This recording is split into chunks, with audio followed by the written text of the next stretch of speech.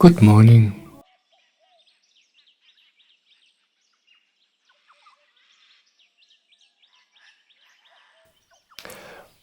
1.5 weeks ago, I attended a discourse my Guru Swamiji gave here in Germany. And I actually had the plan to make a video about this encounter and how it was for me and what happened afterwards. But somehow I can't. Somehow it's not possible to describe it like this for me. But when I answer questions I receive about Swamiji, or when I answer questions about life and life's problems, then again and again, by itself, I have the opportunity to talk about these things. I can't do it directly. And I received an email where a woman tells me her impression about something she saw about Swamiji. And this gives me the opportunity to talk about it again. And this is what I want to do this morning.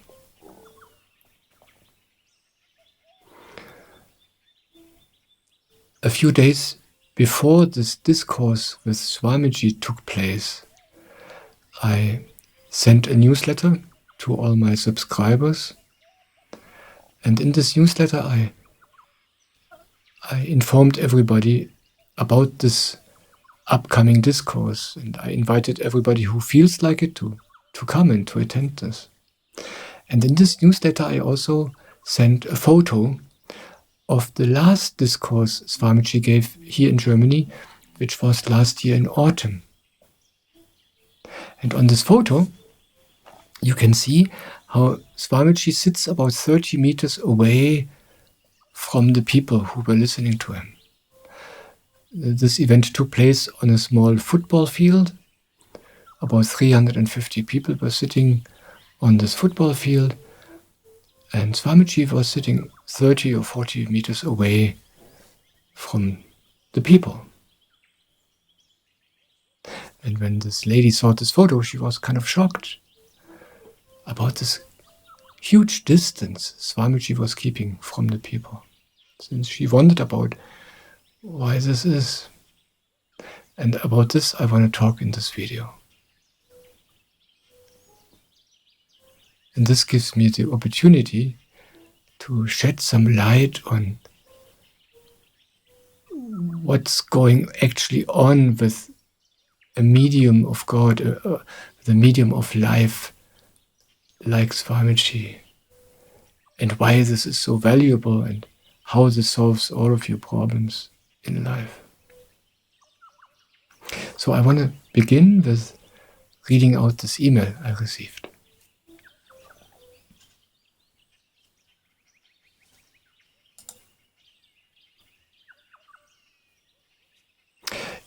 In your last newsletter, I got a real fright when I saw in a photo that Swamiji was sitting 30 meters away from you during this discourse. Jesus always mingled with the people, and he was approachable. At first I thought I couldn't do the Samarpan meditation because it just wasn't right for me. But after some reflection, I'm happy to continue with the meditation, and I'm grateful to Swamiji for offering this short meditation to us. I keep attending seminars by 2 other wonderful people, and they are in our midst, and they have a great love for humanity and live selfless love with a very high level of consciousness. A lot always happens to me and the others at these seminars, and afterwards the process of realization and transformation always continues.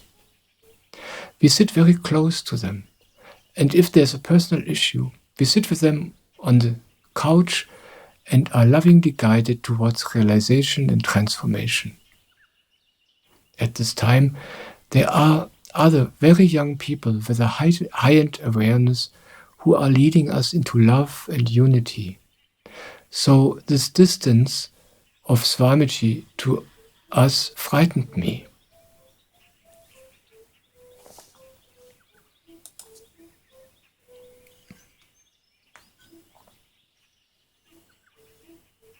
Thank you. Thank you for your letter and this report.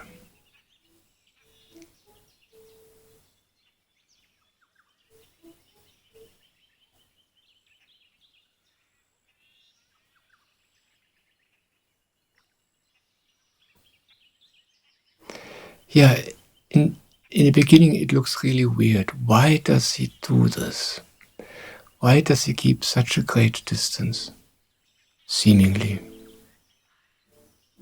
You say that Jesus was approachable. Jesus was mingling with the crowd. Well, we don't know this really.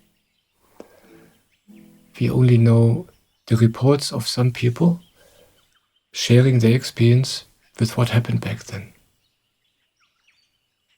But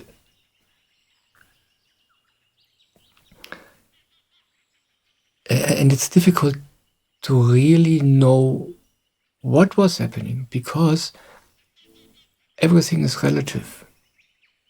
I want to tell you what I mean by this. Yeah, you say Jesus was approachable. He mingled with the people. Now it is like this. Jesus was an extraordinary guru.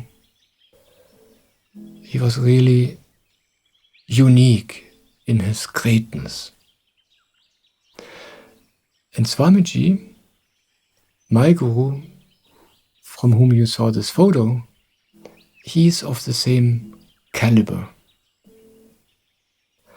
And he talks about this, how it is to be such a guru. He went to the Himalayas, and there he met a total of 11 or 12, I forget the right number, different gurus, one after the other. Swamiji, there was a phase in his life where in the course of about 20 years, he was again and again traveling into the Himalayas, into completely remote corners of this huge area where nobody lives, no civilization, no people. And there, in the middle of nowhere, he met a guru who lived completely isolated, without any contact to society. And after that he returned, and then later he did another journey into the Himalayas and met a different guru. Sometimes he was sent from one guru to the next. So he met a total of 12 of these amazing beings. And what they do is that they spend their lives in complete isolation, and all they do is turn inwards, meditate. They become more and more sensitive, more and more empty, more and more thoughtless. They merge with nature, they become one with nature, and they become one with their own nature. Swamiji calls this the soul. And these gurus, they become so sensitive, and they become so pure, so empty, that they virtually become unable to go back to society. You might not be able to understand this because you are used to live here. But these gurus left society so they can become more sensitive, more pure. And they describe it like this. They say, society is like a coal mine. And when you become pure and empty, when you become a guru, and that is the destiny of every human being, then you become, it's like, then you have a white dress on, pure white, no thoughts, no ego, no identity. And the pure you become, the more sensitive you become, the whiter your dress becomes, the more easily it gets dirty when you go into society. And they say the society is like a coal mine. They speak about thought pollution, where these gurus live, for hundreds and hundreds of miles. There are no other human beings around them. No thoughts. You cannot even imagine how this is. They are empty. And when you become so empty, you become like a sponge.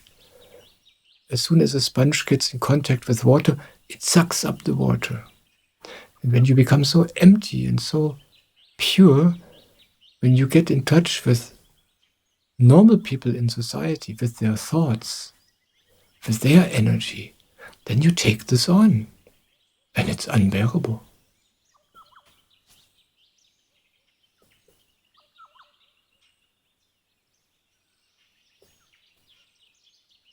And it goes so far that these gurus who discover the secret of life, they discover the path to liberation.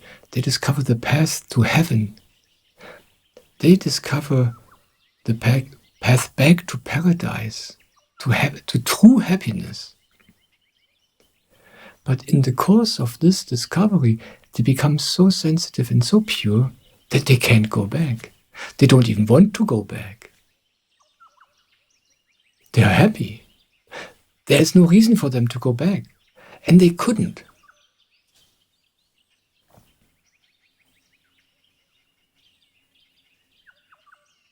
And that's why society doesn't know about these gurus. Nobody can approach them if they don't want it. They have an aura so vast, so strong. It's 100 miles around them. And if they don't want, nobody can enter this. That's why nobody knows about them. But it was the destiny of Swamiji to meet those gurus. They were waiting for him, and he could meet them. And he became like them.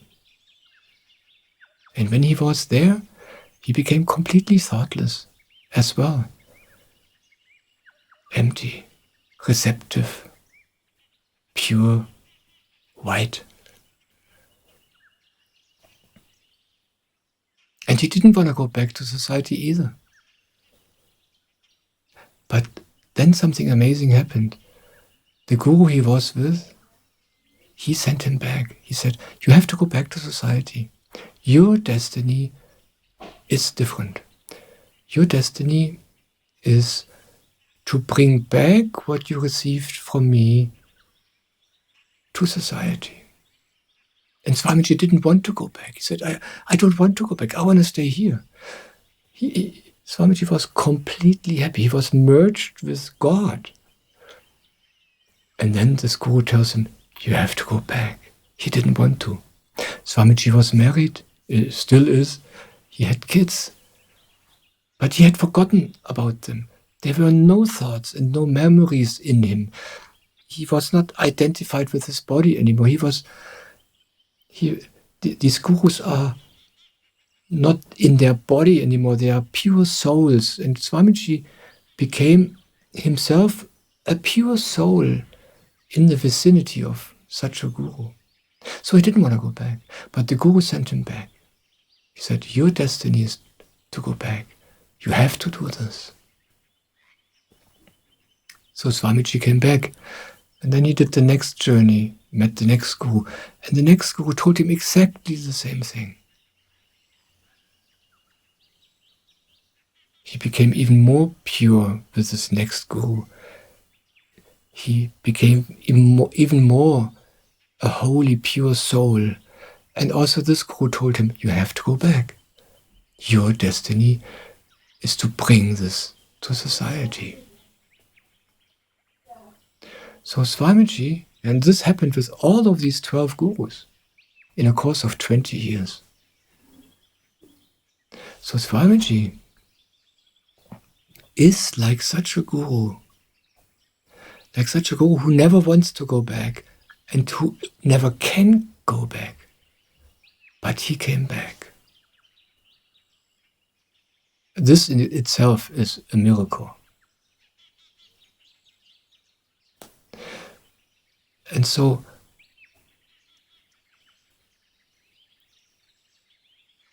he has to do it in a way where he can be in society without getting polluted again.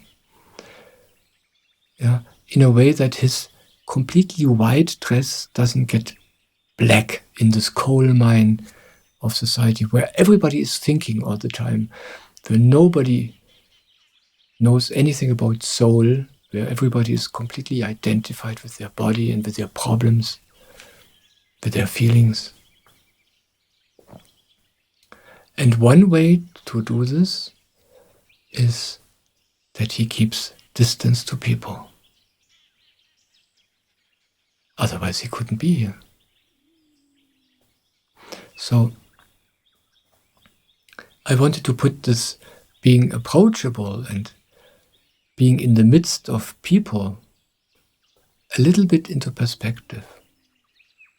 There is this guru who usually would be somewhere deep in the Himalayas, unknown to anybody. And he comes back into society, into the midst of people. He makes himself approachable, so people can experience the vicinity of such a medium in society, where they live. So he makes himself totally approachable. He is in the midst of people. That doesn't mean that he lets the people come close to his body, but he's here.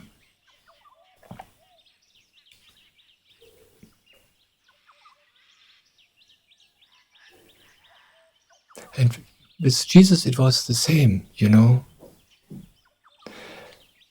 It doesn't say anything in the Bible about the life of Jesus before he started preaching in Judea.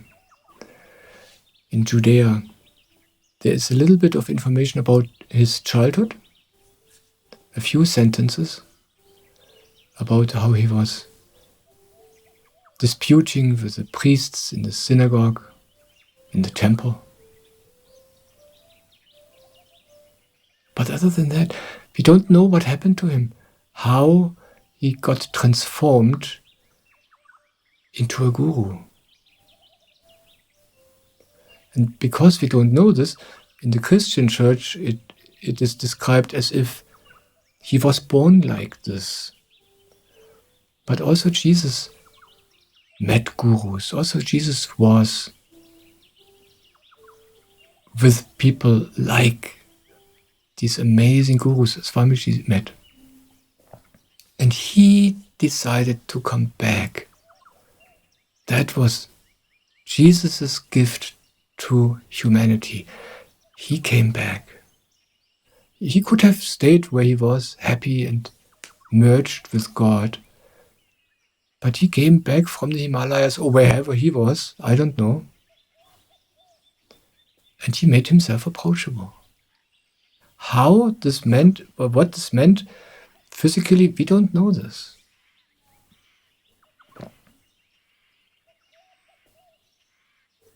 You know, I experienced this with my master Soham,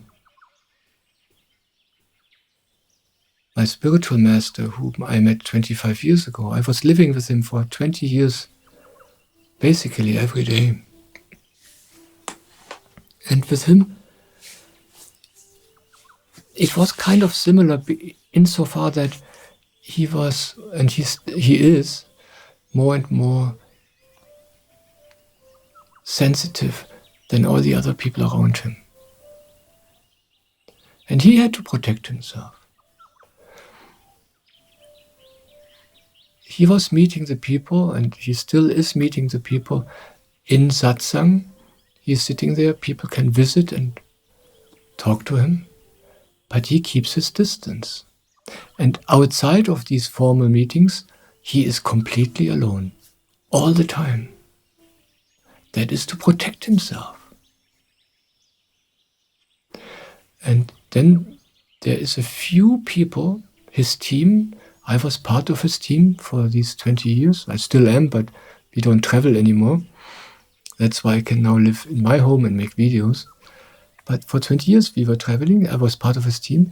And those few people who were familiar with him, who had learned from him, and who themselves got a little bit more sensitive and a little bit more quiet than the rest, those people he could allow close to him.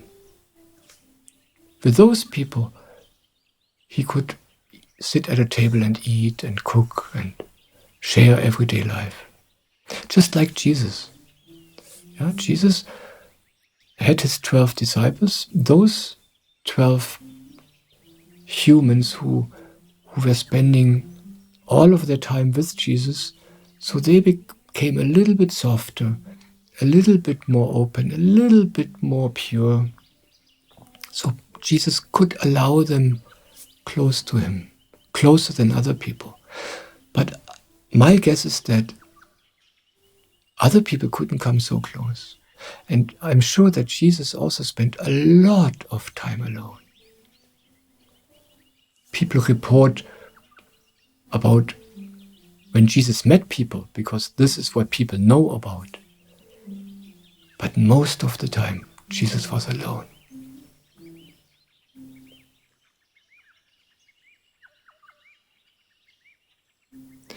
And there are also reports about what happens to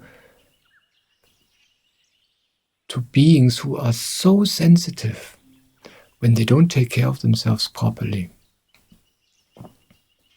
With Jesus, you can see that he got crucified. I guess he died, or maybe he didn't die. Maybe he survived this crucifixion, but he disappeared. Either he had enough, he realized, I can't do this like this. This kills me, literally. Or he really was killed.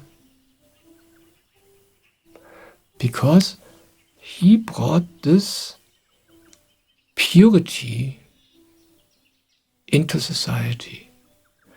And when this purity comes into society, this purity takes on everything.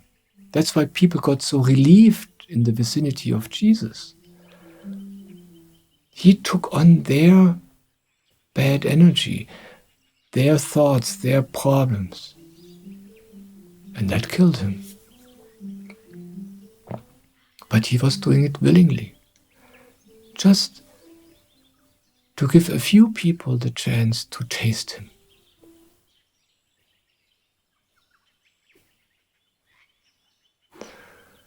Swamiji once told a very interesting story.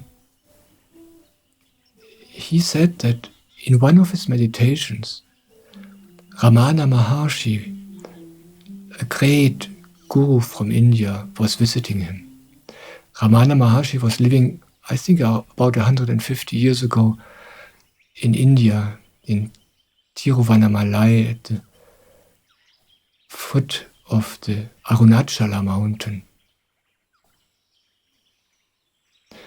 And Ramana Maharshi made himself approachable as well. Every day he was sitting in his meditation hall, and people could visit him in the evening and being very, very close to him. Sometimes they could ask questions, sometimes Ramana Maharshi was speaking, but most of the time he was just quiet. And he died of cancer. And when his body became ill, when the cancer came, his disciples said, Ramana, what can we do? How can we help you? And Ramana Maharshi laughed. He laughed and said, you want to help me? Where do you think this cancer comes from?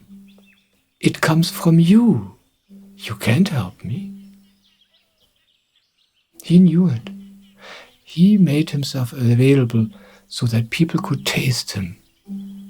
And that killed him. It didn't kill him, but his body.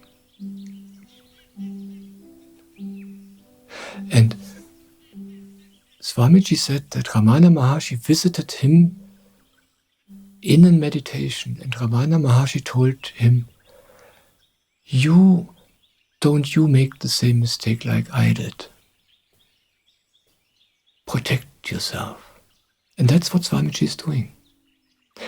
He keeps a distance to the people. And today it's possible. The world changed. The energy of the world is different. And today it's possible for us to taste Swamiji without destroying him. That's why he keeps this distance to people.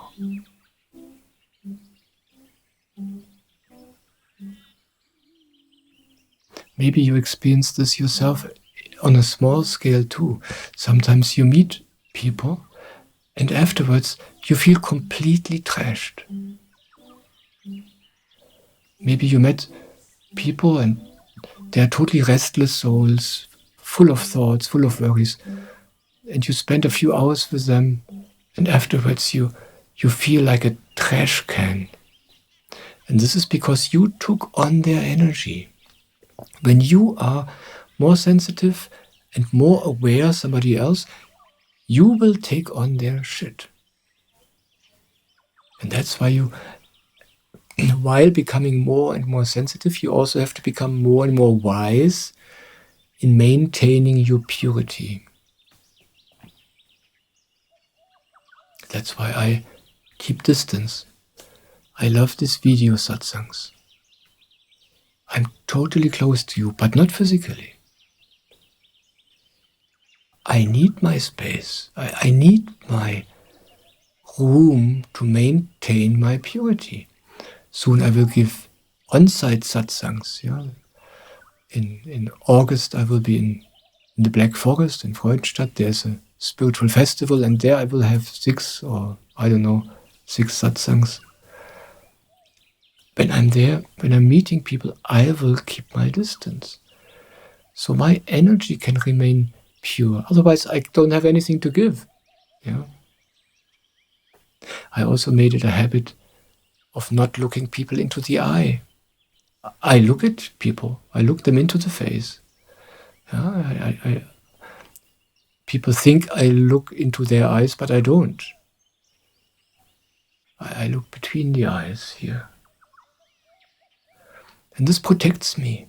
Because when you look into the eyes of somebody, through this connection, you take on their karma.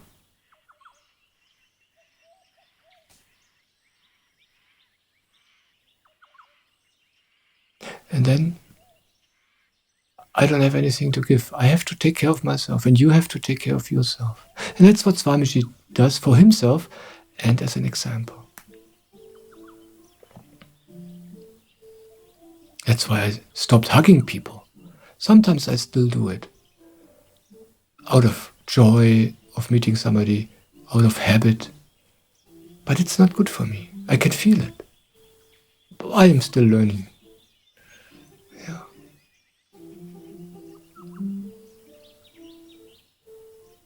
But there's a second aspect to this, and this second aspect is even much more important than the first. The thing is this.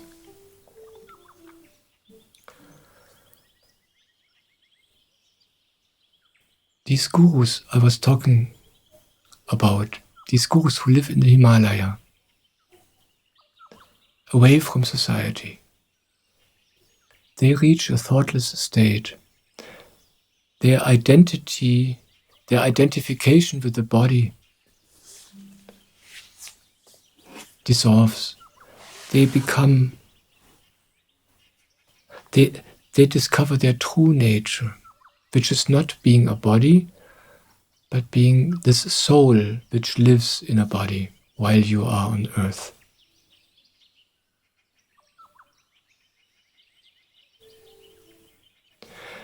And that's the reason, when you come close to a guru like Jesus or to a guru like Swamiji, you come close to a being who is pure soul, who has nothing to do with his body, who has no thoughts.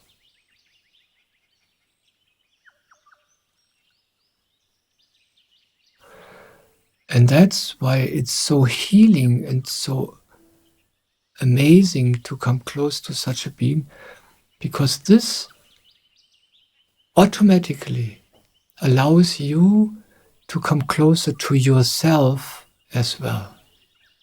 When you're close to a guru, by some magic, you come closer to yourself. And through this you feel so well. Through this you get healed.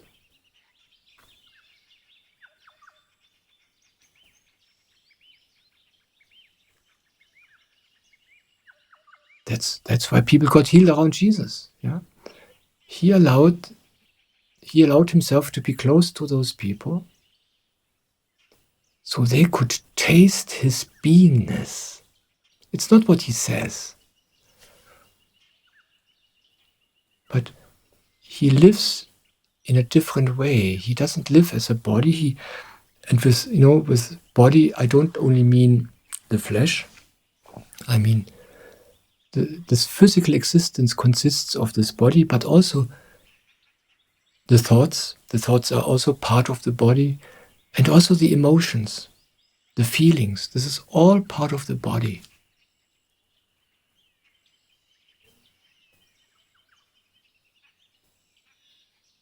He doesn't live there.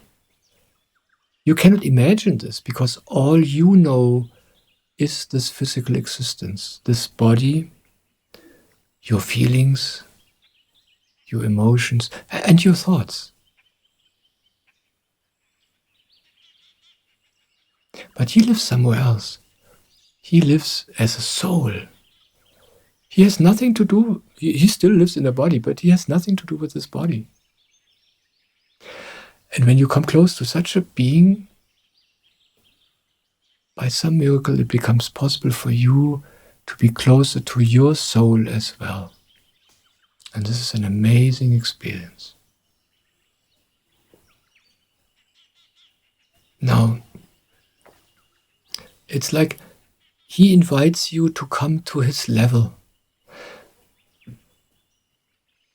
Because the guru is on the soul level. You have the opportunity to taste this level as well. If he would come down to your level, to the physical level, he could make you physically happy because you get nice feelings, or he could solve your problems, but the real gift you wouldn't get. The real gift is that it's like a door in you opens, a door which was closed before for eternity, and now for the first time you begin to taste how it is when you come close to your soul. It's a completely new way of being. But he can only give you this gift when he remains where he is, on his level. And then, for moments, you can taste it. So, such a guru is a completely different category of being, so to speak.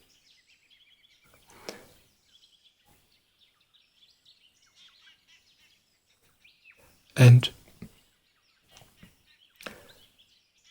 I just told you, it's not about you being close to the guru. The magic that happens is that you come close to yourself through the invisible example of the guru. That's the magic. That's the blessing. So if the guru would allow you to come closer to him physically, sit at his feet, touch him, your whole attention would be on this proximity, on this physical closeness. But that's not where the magic happens. This would distract you from that what actually is happening. And that's why this guru doesn't allow you to come close. And all gurus do this.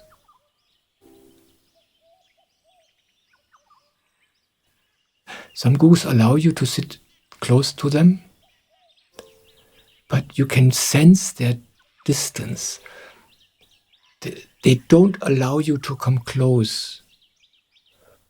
Maybe you sit 3 meters away from them, but they are like in a glass bowl, and you can't come close to them. And that's on purpose.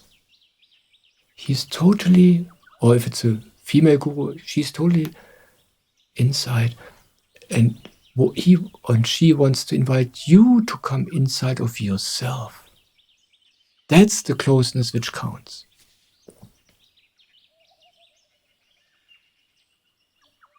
But normally, we as normal people, we don't know about this level. All we know is the physical level.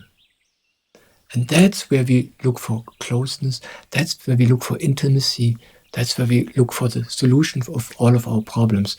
And that's where we look for happiness. But on that level, as you know, there is no such thing. There is no solution to your problems. You can solve one problem. Yeah, you have a great workshop. It solves your problem. But a week later, you have the next. Or you feel totally intimate and you feel such a unity with all these people there.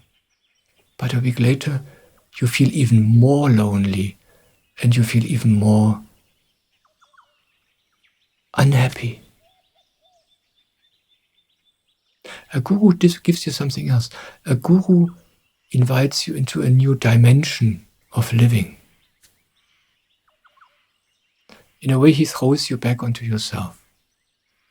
And that's the great, great blessing.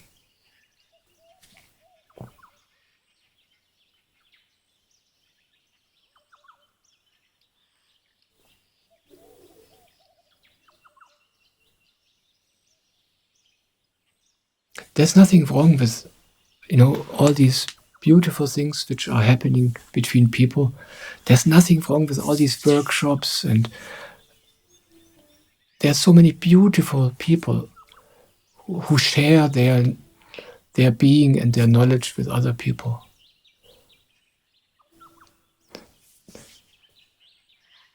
But it's not the end. It's just the beginning. And once you start tasting this soul level inside of you, then you will know what I'm talking about. Then you still experience these beautiful encounters with other people, but you will notice, oh wow, interesting. It's lovely, it's so beautiful. but actually doesn't give me anything. Because you tasted something else. And then you know, that's where it is. And then the other becomes uninteresting. Or then you still experience problems in your life, but you will notice, yeah, there's a problem, but actually it doesn't matter. Because you already know something else. A part of you already lives somewhere else. So, depending on where you are in your life, there's the right help for you. And what you find totally helpful and beautiful today will become uninteresting for you tomorrow. When you grow closer to yourself, when you discover your soul more and more.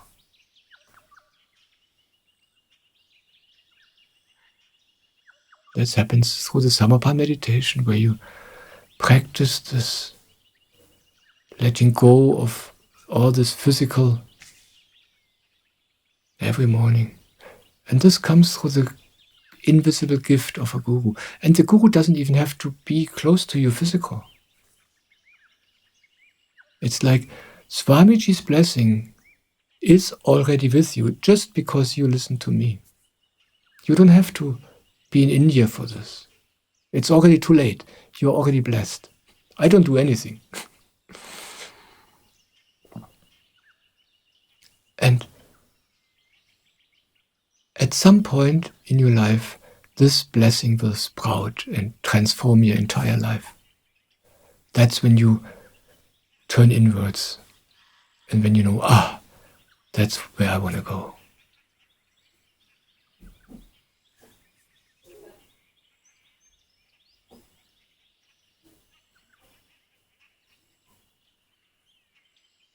And Swamiji also encourages everybody not to, he really encourages people not to focus on this physical experience of closeness.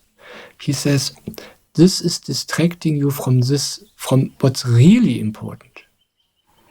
Yeah, it's so tempting. It's so lovely. He says, don't look at my body. Look with your inner eye, look at what flows through me, the energy. The energy which has nothing to do with the guru you see in front of you.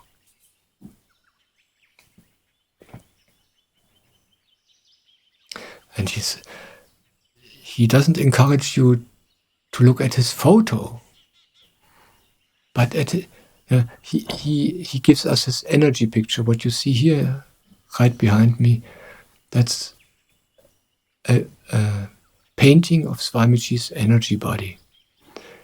It's a symbolic picture, so to speak, to help focus on his energy. He doesn't want us to look at his photo, at his face, at his body. He says, this is misleading you. But we have this lifelong habit on focusing on the obvious. Yeah, we focus on what we see, what we hear, what we can touch. Yeah, we focus on what we can experience immediately, and that's why we love these very intimate encounters with other people, like in these workshops, so very much. But Swamiji says that what's really important, that's what's really worth your attention, is something else. And that's why he discourages us from this focus on the physical. And that's why he doesn't encourage physical closeness either. He even says, for the disciples, it's usually easier to connect with the guru energy when they are far away from him. Because when he is close, when they can see him, it's automatic. You can't help it. It just happens that you focus on this person, on this body, on this man. But then you have your focus not inside of you. You have to focus out there. Okay, it's the body of a guru, but that body doesn't give you anything. But when you focus inside, there you feel the energy of the guru. And that's why for most people, when they come close to him physically, they notice that they feel further away from him than when they were alone. That's the secret. That's why the guru does not encourage this physical encounters.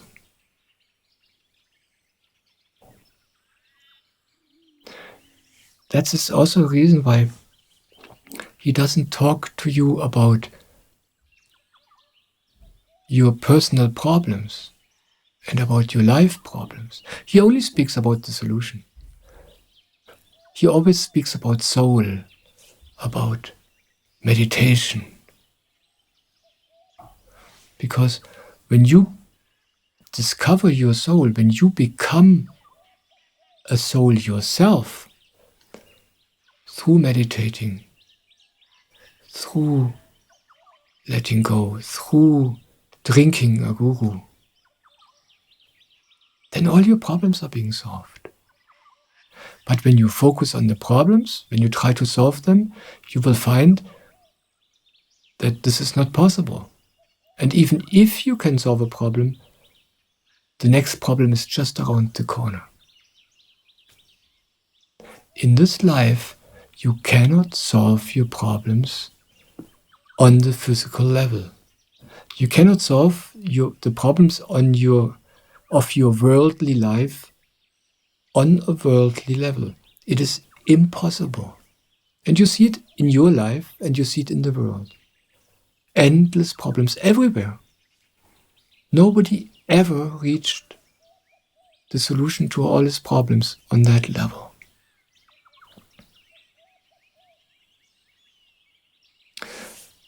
That's why in my videos, I do the same. I can't help it. I know the solution. I only talk about the solution. And I invite everybody to write me their questions and their problems. But my answer is always the same. In one way or another, I always tell them, turn inwards, meditate. Let your soul consciousness grow.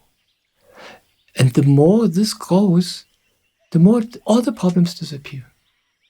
One after the other. That's why, some people wonder. People come to the guru with all kinds of problems. And the solution the guru has is always the same. Yeah, meditate. That's what Swamiji says. Yeah, meditate. Then the next person comes with a completely different problem. Huge problem. And Swamiji listens and says, okay, meditate. He says, meditate, and your problem will disappear. And that's the truth.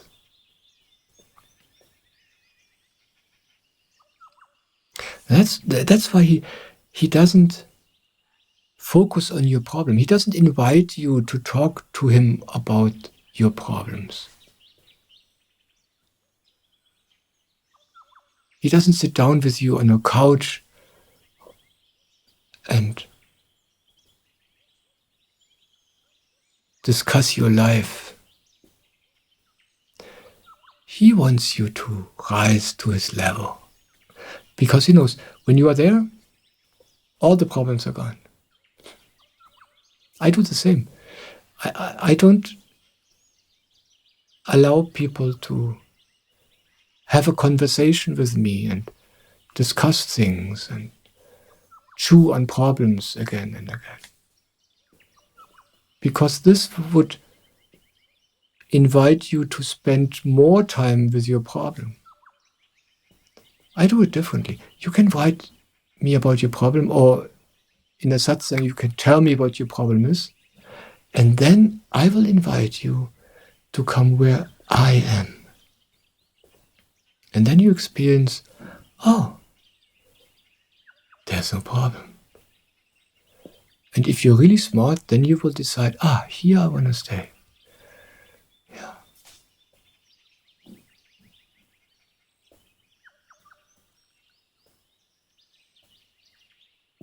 And people experience this, you know. Swamiji says, meditate and all of your problems will be solved. And people experience this. They start meditating, yeah, or they write to me and I tell them, hey, meditate. Yeah, the Samarpan meditation. And it doesn't take long. A few months later, a miracle happens. And the problem they thought is unsolvable is solved. Yeah. People come and they describe problems and they are convinced that there's no solution for it. They say there's no way. The way life is and the way the situation is, there's no possibility that this can be solved. What should I do? And I tell them, meditate. Be patient, meditate. And then a few months later they write back and they say it's a miracle. How is this possible? I didn't know that this is possible. The problem solved itself. And then there are two kinds of people. Yeah. The one kind of people is those who come and they tell their problem, and then they hear, okay, meditate, and then they meditate. And then their problem gets solved. No matter what the problem was, the problem gets solved. And then when their problem is solved, they stop meditating, they disappear. Because all what they really wanted is the problem to be gone. They never were really interested in meditation or in spirituality. They just wanted to have their problem solved. And once the problem is gone, they are gone. But there's also a second kind of people. And those people, they come. The problem is what brings them to the Guru. The problem is what brings them to satsang. The problem is what brings them to meditation. But then they start meditating. And the problem disappears and they are happy. But in the process they discover, oh wow, this is what I was looking for all of my life. This is actually my path. I want to stay here. Yeah, they discover, suddenly, that's how it was for me. Suddenly I discovered, that's what I was waiting for all of my life. That's what I was waiting for since countless lives. Now I found my path. And those people, they stick with the meditation. They stick with turning inwards, with trusting the Guru or whatever, trusting life, trusting God. And then they develop and they become more and more soul. And all their problems get solved. No new problems happen. They are just becoming more and more pure and more happy. Yeah. That's the reason for the distance. That's the reason for why there are beings who do not invite you on the couch, who do not invite you to come close to them.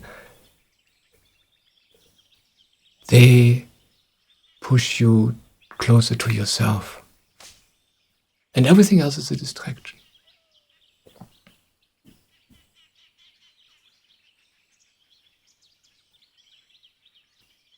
And this really solves all the problems. And you know, it's funny. Once you taste a little bit of soul, once you taste a little bit of your inner peace, when by some accident, by some miracle, you begin to walk on the spiritual path, then life gets really interesting, because then life really shows you that in this physical life, in this worldly life, there is no end to the problems. There's no solution to your problems. There's no lasting happiness. And that's why then you experience one problem after the other. And all the problems you experience now seem unsolvable. And this is a gift of life. This is to help you realize, the direction is inwards, not outwards. And I received 2 emails about where the writer tells me about their problem, which is typical for this. You experience a problem and you just don't know what to do. It seems impossible. And I would like to read those emails to you. I want to say a little bit about it as an example what you can do to solve this problem for good.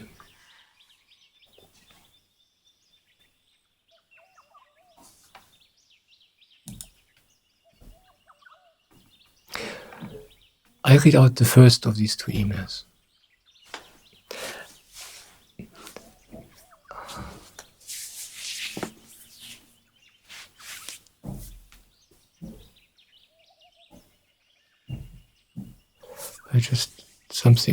I translated this letter into English. The original is a German letter, and I just need to look up the original word. Yeah, now I have it.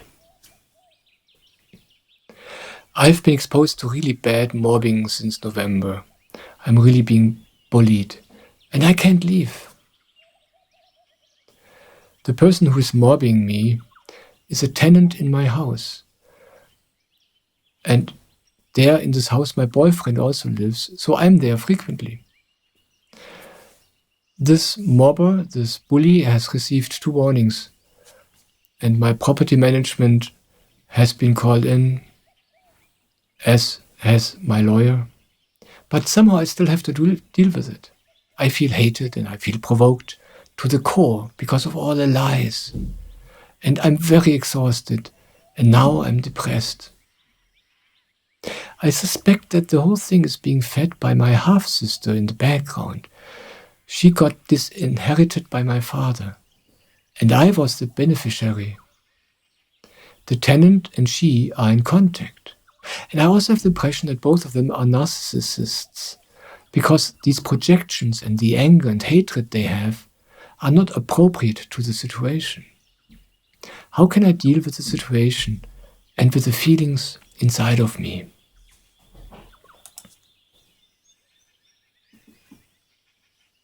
Thank you for your letter.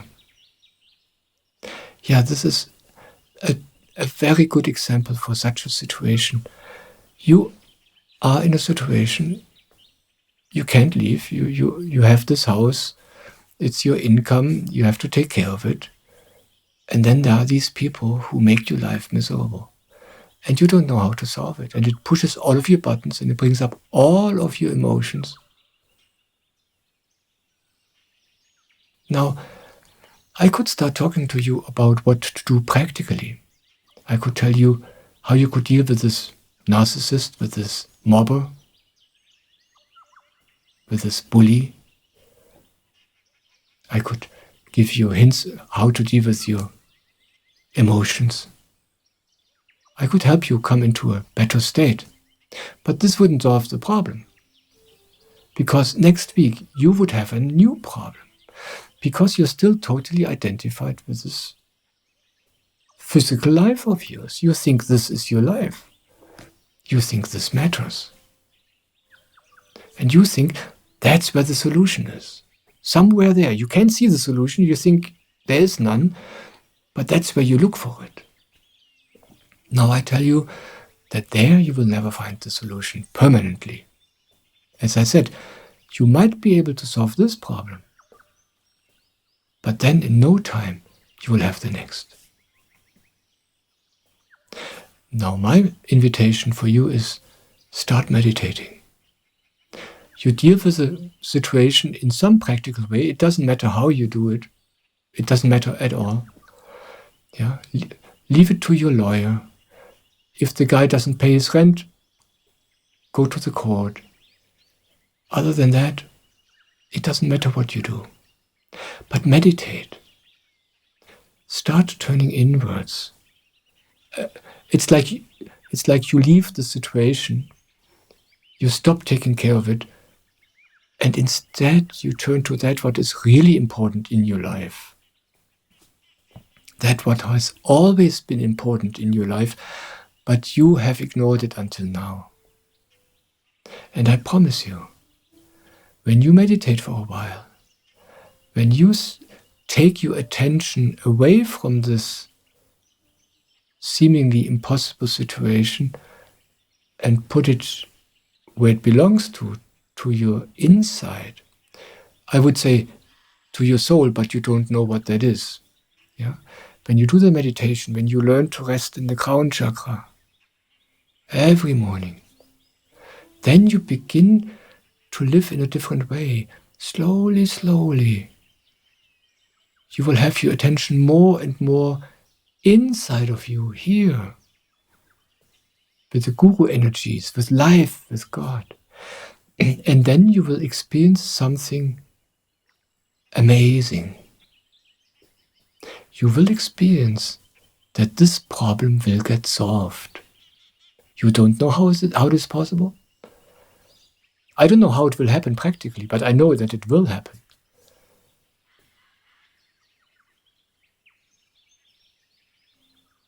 And then stay there. Also, when this problem is being solved, stay there. This is life teaching you, hello, you look in the wrong direction. Life doesn't only tell you that the solution to the problem is not there. Life also tells you this is not what it is about in the first place. And then you start meditating. Bring your attention more and more inside, more and more. All the time, no matter what you do practically in your life. You can work, you can deal with your tenants, you can deal with your lover, you can make love, you can go shopping. But you live inside, and your whole life will transform. And when you experience this for the first time with this problem, then you will know, that's how life works. And then you just stay there. That is my invitation to you.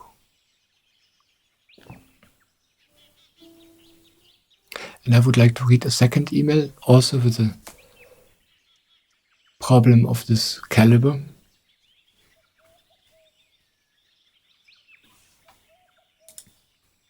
Dear Michael, my 22-year-old daughter lives with us on the farm in her own little house. She has a dog and she loves the dog dearly. A few days ago, this lovely 5-year-old dog attacked and bit a visitor. Thank goodness the wound is not very deep, and the wound is healing well. And our visitor was extremely calm about it and very understanding. However, I'm now on red alert. This event has triggered a wide range of emotions in all of us. We are a family of 5, and especially in my daughter and in me. This process has now reached the point where I specifically told my daughter that she is no longer allowed to let her dog run free in the garden without a leash. And my daughter replied that although she takes my words to her heart, that she would treat her dog as she sees fit and not as I wanted. As a mother, I have always found it very difficult to set clear boundaries for my 3 children. I was either too compliant or incomprehensibly impulsive, and I often overreacted.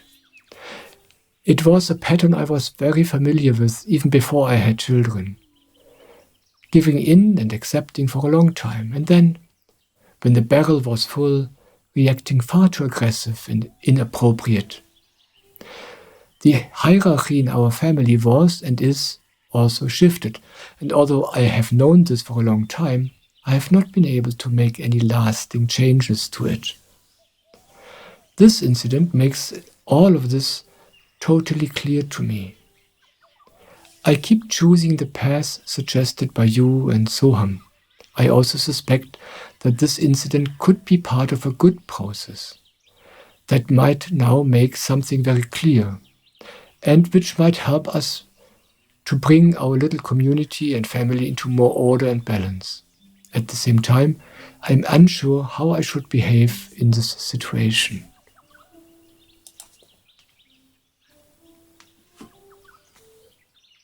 Thank you. So lovely that you write.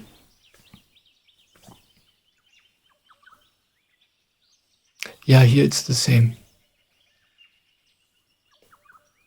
I could now speak to you about how to deal with your situation practically. But I give you a better solution. I give you the master key. Like in a house. You have in your house you have a different key to all of your rooms. So you have a big keychain. But like in a big office building with hundreds of rooms, this is very, very impractical for the housekeeper. So he has a general key, which will open all the doors. Now, we can now talk about how you can deal with this funny relationship you have with your daughter. I can talk to you about how you bring this family back into balance, and so on. I can talk to you about how you can balance your inner life and your emotions. But when I do this, you will be able to solve these problems, but tomorrow you have 10 more problems. This is not very efficient. Instead, I want to give you the master key. I tell you, keep meditating. Or if you don't meditate, start the Samarpan meditation. And just know that the solution will come by itself. Do whatever is needed practically, but practically, the wound of the visitor has been dealt with. That's all. There's nothing to do. Just live your life, do your work, enjoy your family. And trust that all the problems you see, all the problems you write about in your email, will solve themselves. Let them go. And you instead meditate. You instead take care of the one and only thing which is really important, and that is to let your soul grow. You live on a farm. You know how it works when you want to grow something. You need to take care of it. Yeah? Every week you have to go out into the field and take care of the field and the crops. You have to do the appropriate things so you know everything will grow properly. And that's what you do with your soul. Turn inwards.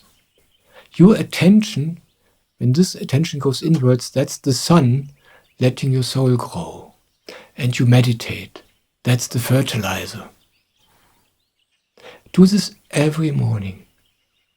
And other than that, trust. Be patient. Just like you do as a farmer. You take care of your field, and then you have to wait. You can't make anything grow. It all grows by itself. You can only make the circumstances right. That's what you do for your soul. Make the circumstances right. Give your attention inwards and meditate. And I promise you that in a short time, this what you are writing about will be non-existing. And then you stay with it. Then you realize, that's how you live. But by that time, you will not only have experienced that the problem disappears by doing this, you will also have experienced by then a totally new taste of happiness, a totally new taste of freedom. And you will want to go further on that direction.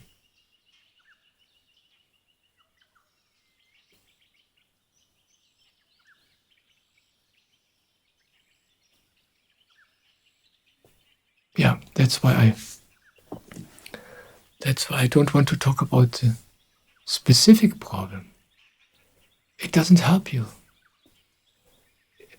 This means to take it way too serious. For a guru, when a guru sees your problem, the guru doesn't see any problem at all. The only problem the guru sees is that you are far away from yourself. And when you are far away from yourself, problems sprout everywhere. But the closer you come to yourself, the better your soul grows, then everything is free of any problems. I experienced myself in my life. Just yesterday again, I had a problem. I didn't know what to do. I was totally unable to change another person's mind about an issue. I just turned inwards like I always do. And by the evening, the problem was gone. It was gone. That's how life works.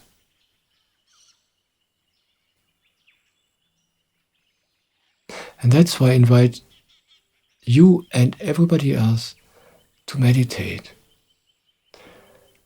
Through me, you get the trust that this will actually work.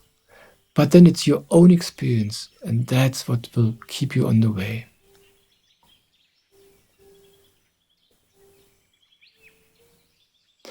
I have another email I want to read out, a very, very short one.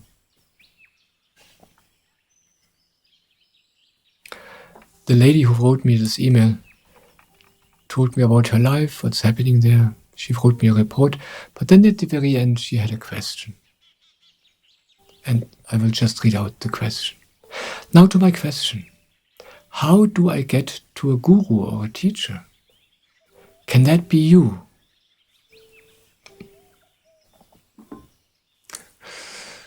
Yeah, thank you for your question. I feel honored.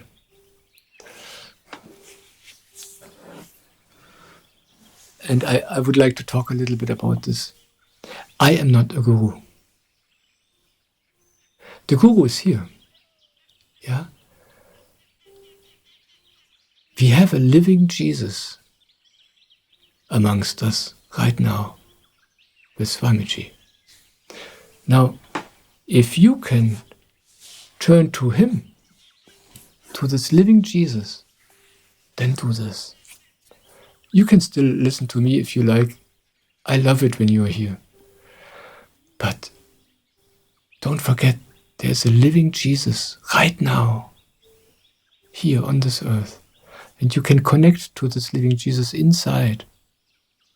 You don't even have to travel to India.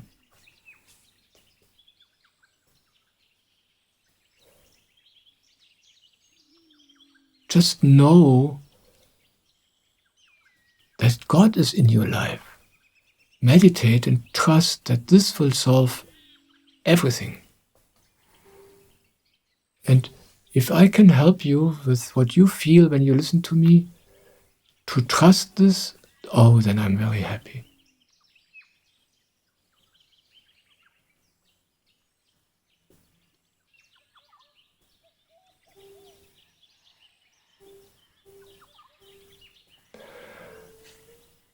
You can turn to my master, my spiritual master Soham. When I sit in his satsang, it is such a blessing for me.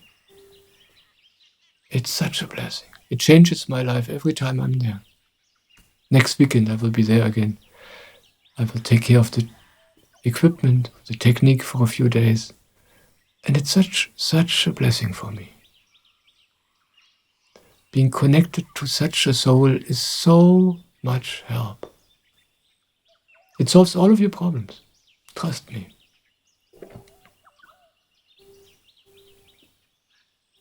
And if you can't do this either, then if you like, stick with me. But don't forget, it's not about you being close to me. It's not about you being close to Soham or you being close to Swamiji. But when you surrender to your guru, whoever that is, that's your decision.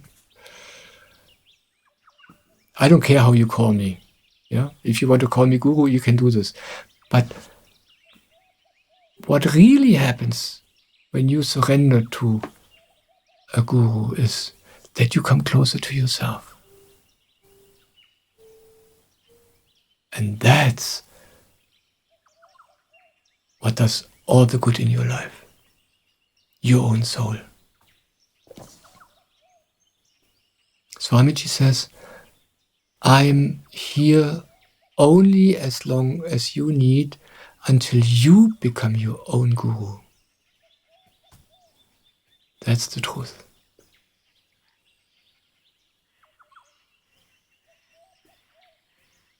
So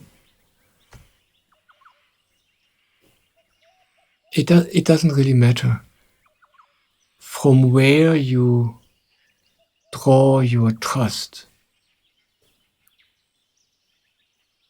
Some Hindus take a stone, they paint the stone red, and then they decide, this is God. I have God in my life. And then they surrender to this God in the form of a stone. And it works. Because they become open. They trust. So just do it the way which is right for you. That's where you feel the trust coming from to you. That's your guru for now. But don't forget, I'm small. Soham is big. Swamiji is huge.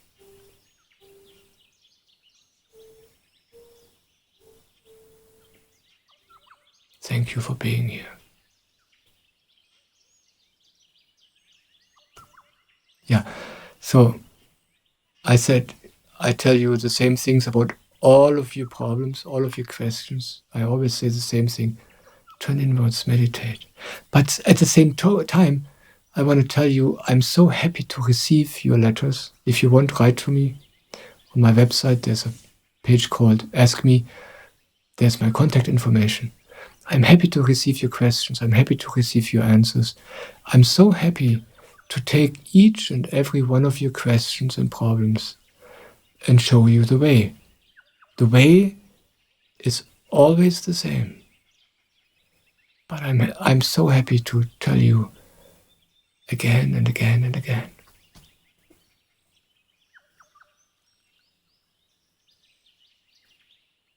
And now at the end, I want to mention one thing. I usually forget this, but today I actually remember. You know, everything I do, all my videos, all my satsangs, they are free. You don't have to pay for anything. And it will remain this way in my life. No matter what I will do in the future, it will always be free. You can always see me, listen to me, come to me, write to me, free of charge. And the reason for this is simple. That what comes to you through me has nothing to do with me. It's not mine. It's not that I give you something from me and you give me money for this. You know, what you feel coming from me is the same thing I receive as a gift every day. It just flows through.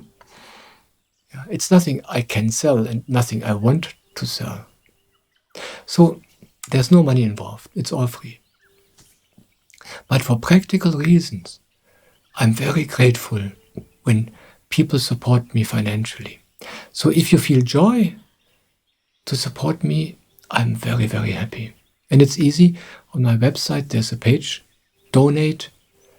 On that page, you can find the information how this works. And then it's easier for me to find the time and the strength to do videos, to do satsangs, to answer all the emails and all the letters. Yeah, and to buy the equipment and all the things I need to do what I love to do most. Be here and share with you. Yeah. But as I said, everything is free. There's no obligation. The only reason is if you feel joy, then I'm happy. Then you can support me.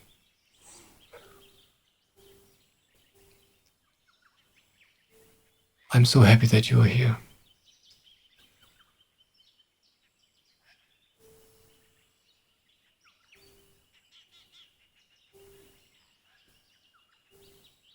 I'm so happy that you are here. I love you.